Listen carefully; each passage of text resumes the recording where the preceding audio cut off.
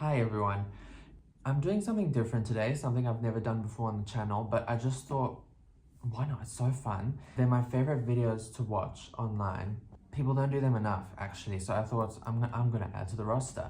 I'm going to do a TV show ramble. So what I've been watching recently, what I think is worth your time, what I would recommend, and what I don't recommend, because obviously not all the shows I've watched recently are perfection. But I just thought it would be a fun idea, so that's exactly what I'm going to do today. I hope you have a snack with you, or something to drink, because I'm a rambler. I'm a known rambler. I hope that today I'm going to give you some things to add to your list. That's my only goal. So let's just get right into it then. So the first show I'm talking about today is actually a newer one, and that is Boots, and you can find it on Netflix. I absolutely loved the show. I love Boots. The moment I saw the notification for this show, I saw upcoming on Netflix, I was so excited because I saw that Miles Heiser is in it. And I love Miles Heiser. He was in 13 Reasons Why, for those of you who don't know. He's a great actor. He always plays a character, well, always, I've only seen him in two things, but you know what I mean. Both of the characters I've seen him play are two characters with such depth, two very different aspects to them. There's always the huge amount of joy and there's always the huge amount of sorrow.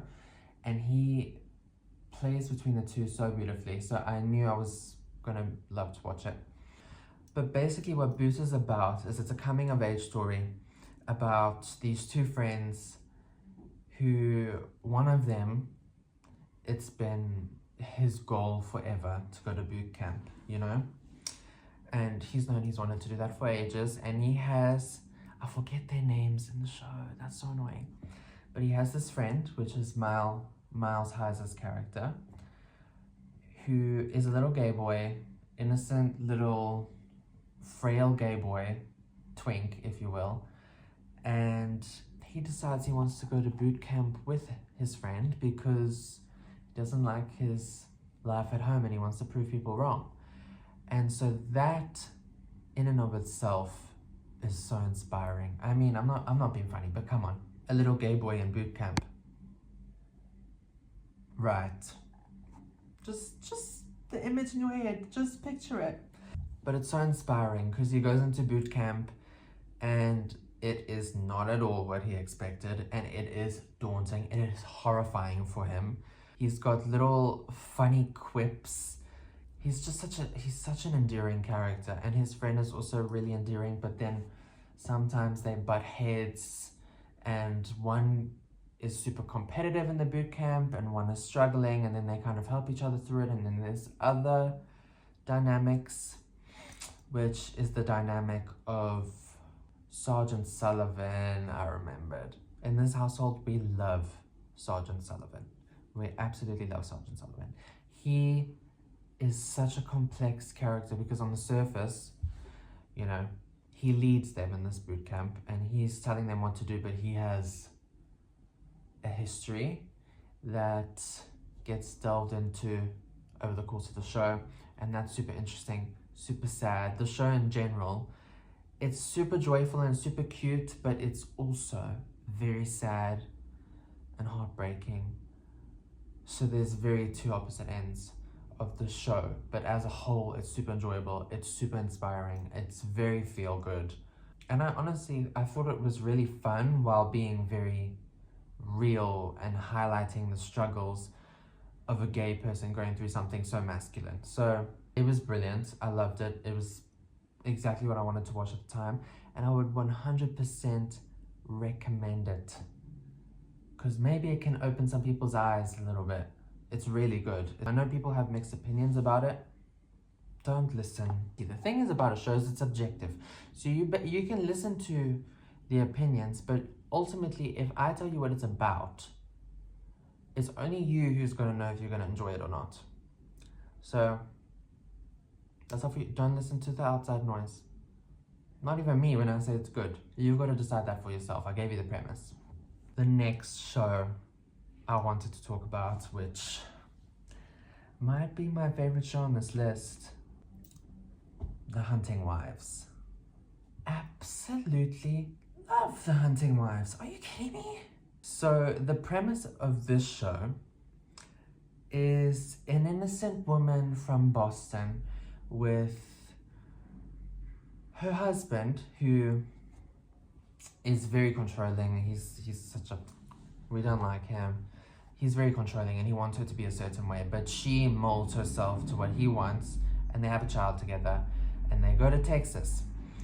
And our main character, I forgot her name again, but she meets a bunch of Texan housewives when her husband takes her to this event. And the show delves into how these, on the outside, prim and proper housewives are wild behind closed doors. Wild. You know, whether it may be alcohol, whether it be lesbian stuff, whether it be, there's a murder in the show, you know, there is so much that goes on, plot twist after plot twist, just things thrown at you all the time. It's like watching a reality show, but it's not a reality show, it's fictional. It was great. It was the first show I've watched in forever, where I started it that night and could not stop until I was finished. And then realized, oh, is that the sun outside? Yeah, it's one of those. For me, I found it to be one of those shows. So fun. Brittany Snow is amazing. The other main actresses are also amazing. I wasn't familiar with them before watching, but they were incredible. Just everything is like, I mean, it's realistic too, you know. Of course, people are wild behind closed doors, you know. Everyone has some sort of facade on, so it's realistic. In its own way, it's realistic, but it's fun. Don't believe for a second that it's a realistic show. It's probably very exaggerated and quite dramatic, but so entertaining, and I highly recommend The Hunting Wives. So the next show I'm going to talk about is Wednesday. So Wednesday came back for season 2, and obviously I think there's a lot of mixed emotions about Wednesday, because it's been 2 years since it aired. I'm not the first, because lots of people have said it, but I will always be the one to say that, yeah, it was too long. It was much too long. I only have just watched it recently, and it's come out a couple months ago now, or a couple weeks ago, and they waited too long. I mean, a lot of us lost interest and forgot things, and then we're like, oh, well, I'm not going to rewatch it though, because you've made us wait so long, so it doesn't seem like I want to waste my time on that. I don't know, I didn't love the second season. I don't love the second season. I just think the first one, I think why the first one was such a hit was because it was so different at the time, and quirky in its own right, and very camp. And now, 2 years later, all of us are very overexposed and have consumed a lot of media, and it doesn't seem as new anymore. And to live up to what it was before, it didn't follow up. I don't think it followed up. The story was fun. I like when there's, like, the dead dance scene was my favorite scene in the whole season.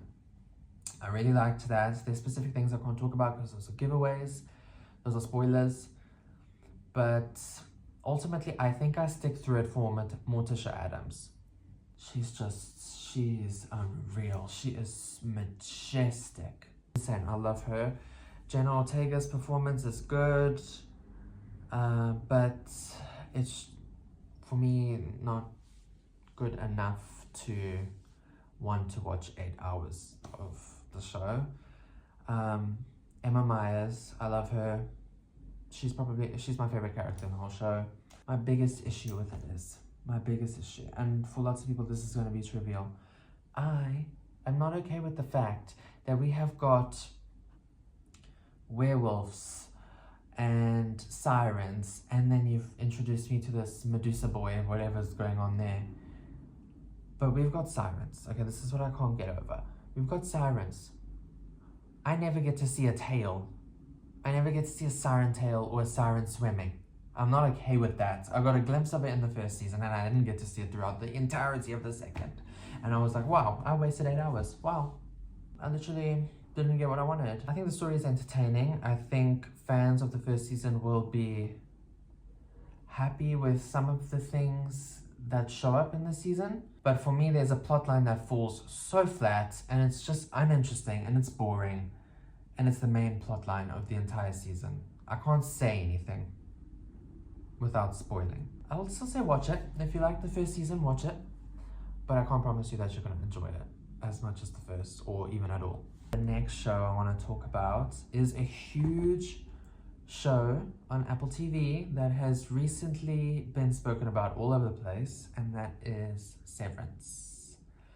I watched the first and the second season back to back. I really enjoyed Severance. I love a psychological show, something that pushes the boundaries of what's real and what's not and asks you that question the entire time you're watching. Wasn't originally going to watch the show because my cousin told me it was boring. So I thought, okay, it's boring. I'm not going to watch it. Luckily, I questioned her opinion because she doesn't have the attention span that I have. If you're watching, I love you, but you don't. See, the premise of Severance is a bunch of people who decide that they are going to go and work for this company, but in order to work for this company, they have to go to a level, like a floor in the building, where you are severed. And what it is there's a chip that's put into your brain, and every time you go up to this floor, you switch into your work persona. Everything. Their minds, their demeanor, everything about them changes, and they can't remember anything outside before they enter the building. They can't remember their outside life. So it's completely separate. When they are outside and living their life, they're referred to as outies.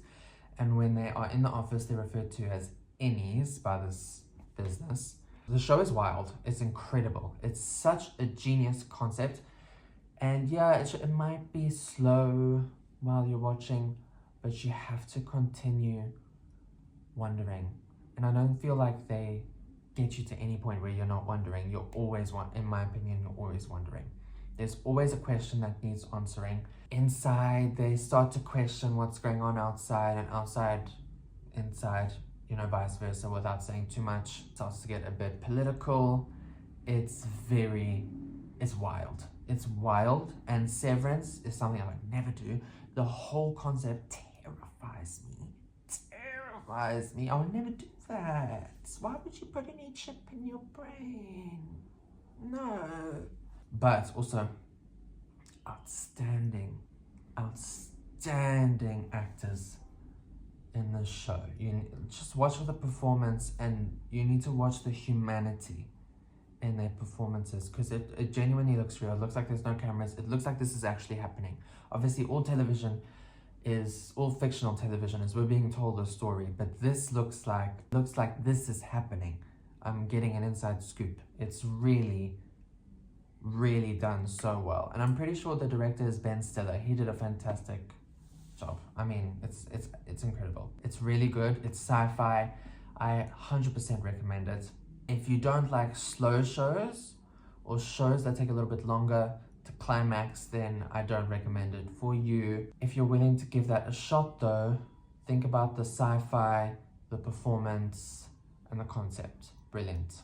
The next show I wanted to talk about is actually a show that came out in 2023, so 2 years ago. I don't know why it took me so long to watch. It's been on my list for ages, and I just decided I need to get it off. I'm always looking at my list for watching. I was like, I need to get it off now. I need to actually just watch it.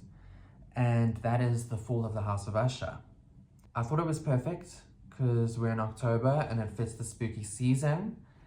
And I can confidently say that I 100% recommend this show. This very fortunate, rich family who each do their own separate things, but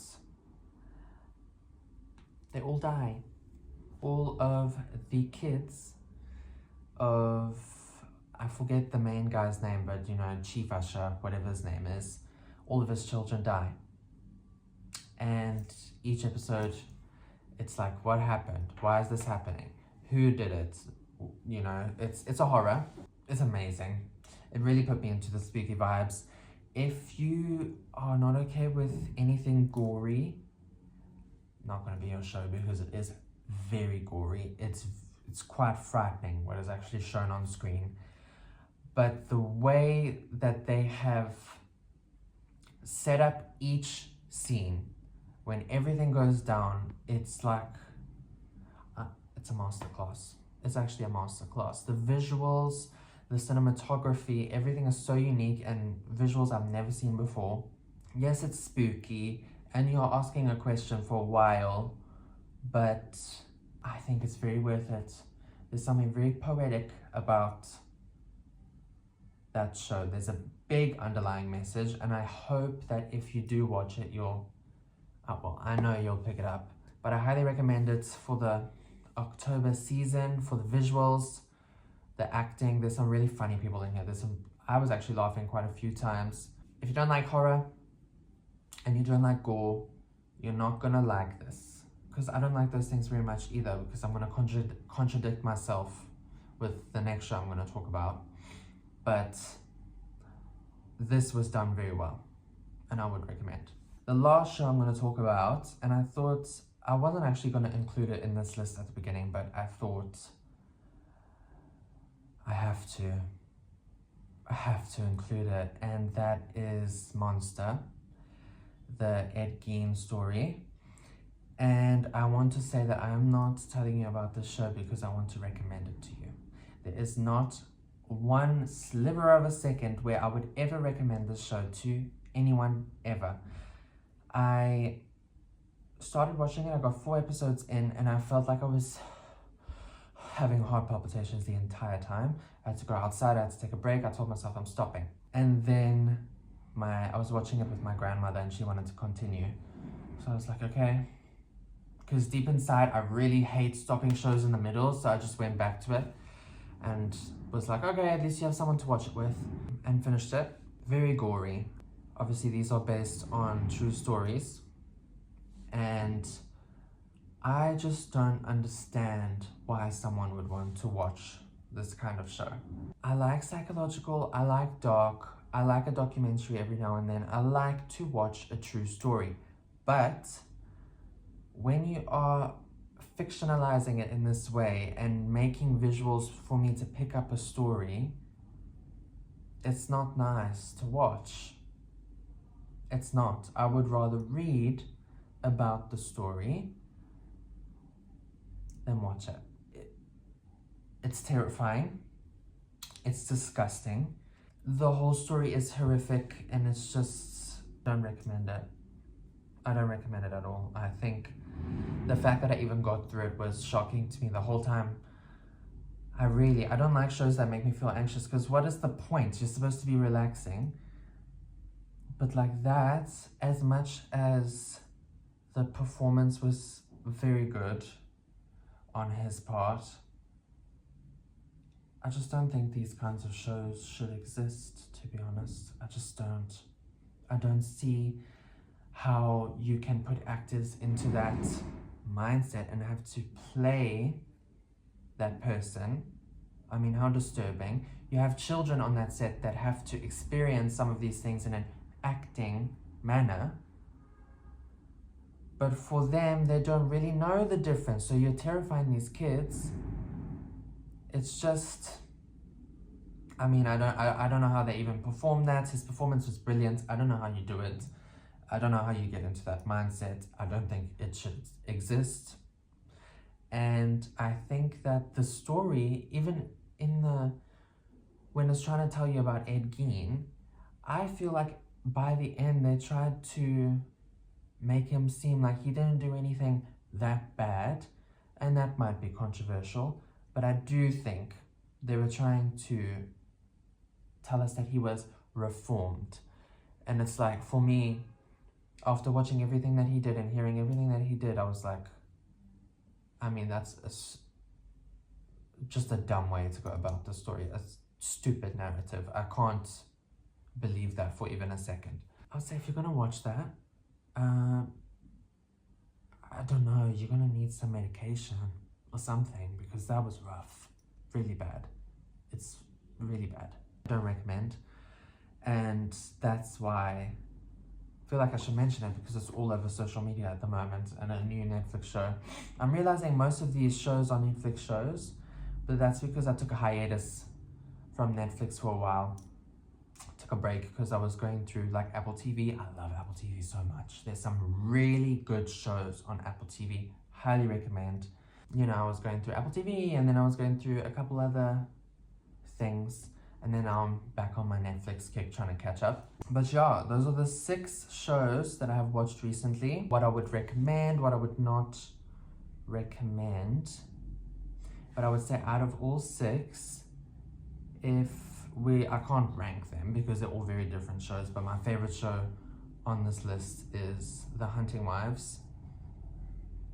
Favorite 3: Hunting Wives, Boots, Severance, but Fall of the Housefly show, also amazing. Those are the shows I've watched recently.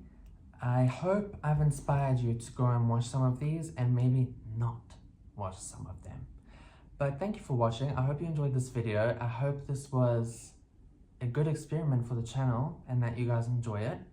Like I said, I love watching videos like this, and I just hope that you guys will relate on that so that I can keep doing them, because this was really fun for me. Just a ramble about TV. I'm very partial to a good TV show at night time, so I can probably do these very often.